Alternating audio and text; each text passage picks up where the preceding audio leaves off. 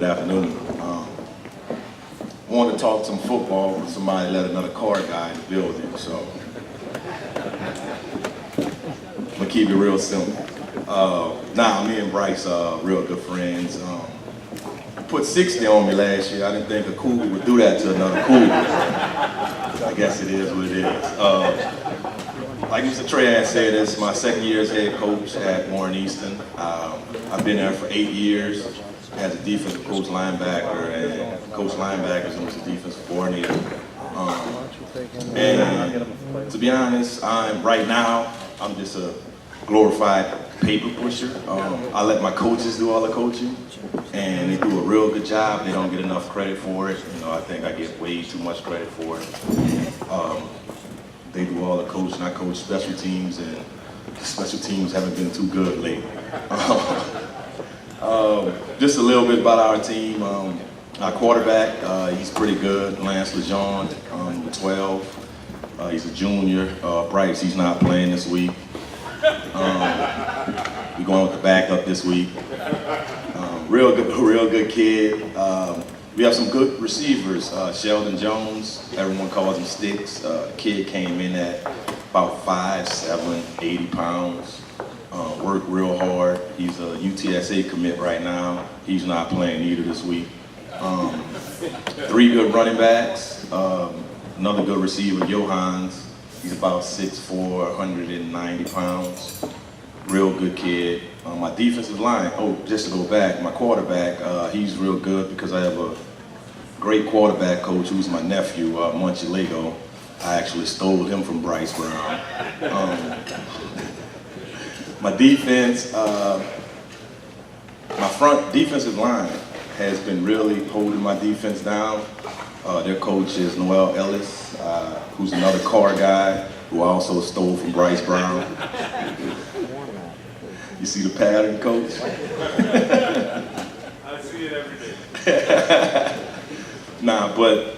The team is doing real well. The kids, they work really hard. They finally starting to buy into my way of thinking. Coach Tony Hall should get the majority of the credit. He's the architect of changing Warren Easton around and bringing in some great coaches. And I kept, the majority of those coaches are still there. I just added some of my guys to it, some of my Karr guys to it. And we're doing pretty well. They, like I said, they're buying into what I'm teaching. I'm an old Karr guy, come under Don Whitney, who was a great coach. He taught me discipline, self-discipline. They always say that self-discipline is what you do when no one is around. And that's what I kind of live by, and my kids live by. Like I said, they're buying into it. And we're just having a great season, man. Like I said, I get way too much credit for it. The kids work really hard, really hard. And they're playing with a chip on their shoulder because they feel very, disrespected, and they're not getting the praise that they think they should get. And I tell them all the time, we're not those guys, because I'm not that type of guy, and you don't need to be that type of guy. It's gonna come. If we get the chance, hopefully, to hold up that trophy and take that last picture at the end of the year, then everyone would understand what you work so hard for. Any questions for me?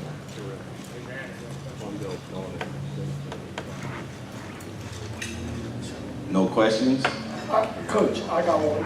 On your 1998 undefeated championship football team at Tulane University, what made that team so special, besides Coach Bowden and bringing a different philosophy, Sean King, and all that?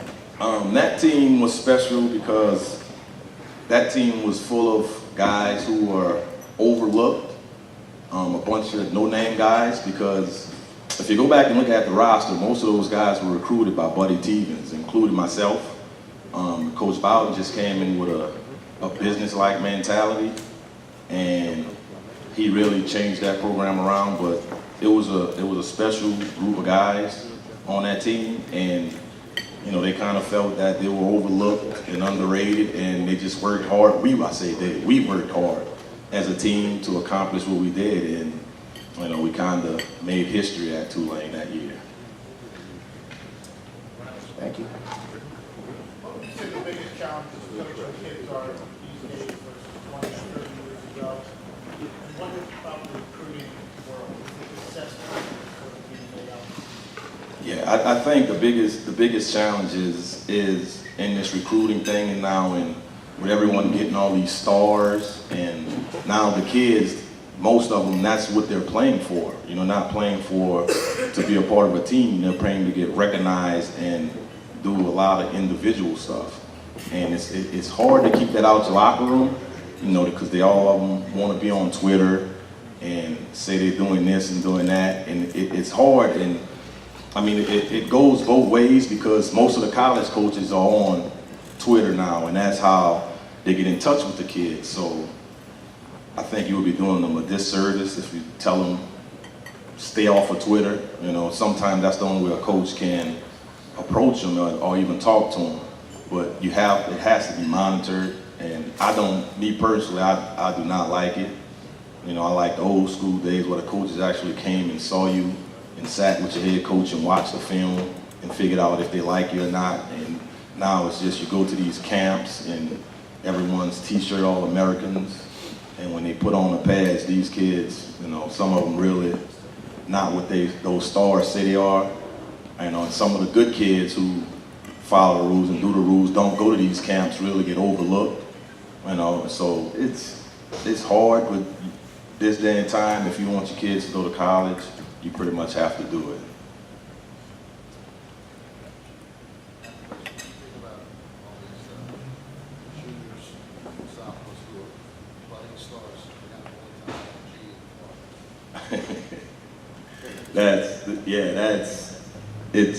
It's crazy.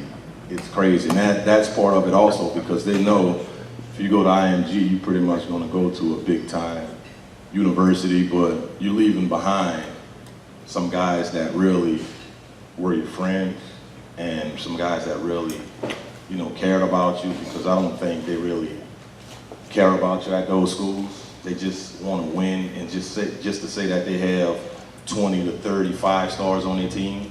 So I'm not for the IMG schools.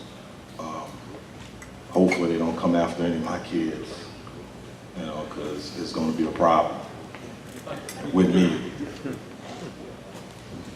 You know, yes, sir. Coach, the way the playoffs are split up and stuff, it seems like it's the people up in North Louisiana that are having the trouble of competing with the Star and 5A schools. And what are they missing that you guys in the Orange Parish down here are not afraid to compete with the other select schools? I mean, what are the teams that they're missing? They're missing great coaches like Bryce Brown. Nah, serious. I mean, the New Orleans area is just so special. I mean, it's loaded with athletes. Like, I mean, you have 35 right around the corner from Warren Easton, and you have Jesuit right up the street, and all of these schools have great athletes, and that's everywhere. You have Karr across the river with Landry Walker right up the street, and they have, you know, 20 to 30 Division I players on that team, and most of them are from the same neighborhood, you know. So it's just, New Orleans is just saturated with the talent, so we're not afraid of anyone to play ball. As far as the split, I mean, I don't care for it too much, but I mean, something you can only control what you can control. So I try not to worry about it. We're just gonna play whoever's on the schedule, and whatever happens, happens. It's, you know, you can't control it. I can't control it, so I try not to even worry about it and think about it.